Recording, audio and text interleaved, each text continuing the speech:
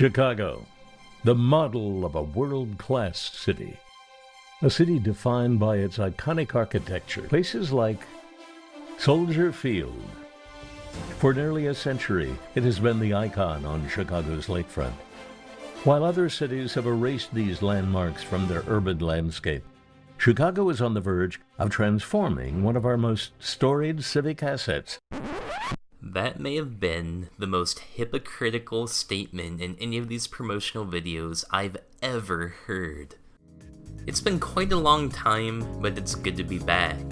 Hey everyone, this is Matt from the Archive of Everything, and today we're going to be taking a look at the future of Soldier Field 2023 edition. A lot of new information has come out since our last video, but before we dive in, I'd like to encourage you to subscribe to the Archive of Everything to catch more stadium news, history, and everything in between. Alright, now let's dive in.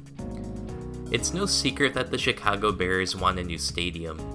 The stadium's botched new millennium renovation destroyed a historic landmark and replaced it with a generic 2000s era stadium resting inside a shell of the historic original Soldier Field. The first battle of the war for a new stadium came when talks between Bears officials and Chicago city leaders broke down. This set the stage for the Bears to purchase the 326-acre site of the former Arlington International Racecourse.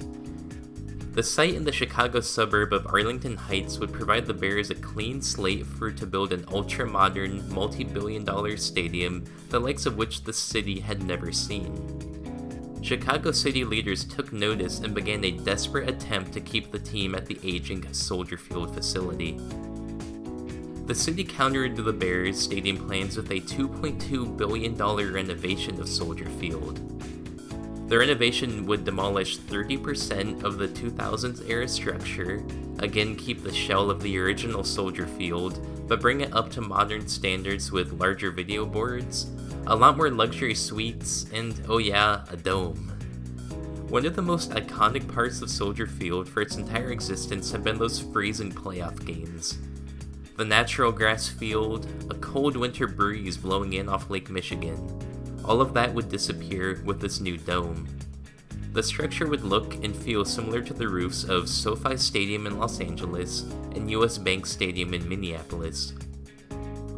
Although this is a massive undertaking with a huge budget, there's just no way it's going to happen. It seems like a bit of repeat history. If the city had come back with a proposal to modernize the stadium while returning it to its traditional roots, that may have done a better job of convincing the fans. And maybe if they had proposed a stadium that is all about the fan experience and less about luxury suites, it could have started a grassroots movement to truly keep the Bears inside of the city. Instead, what happened was a compromised stadium that catered to many, but failed to impress anyone.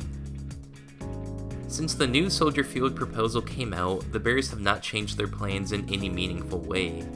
The team is continuing on with their plans to move to Arlington Heights. I'd predict that construction could start on the new stadium in Arlington Heights sometime this year, with the Bears moving into the facility in time for the 2026 NFL season, just a few years away.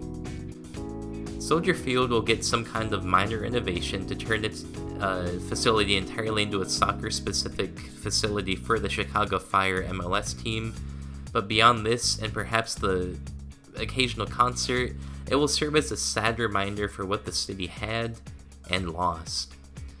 This has been Matt from the Archive of Everything with a quick update on Soldier Field. I'll be back with more consistent uploads and targeting again once a week. Subscribe for more great content just like this. Thanks for watching, and as always, I'll see you all real soon.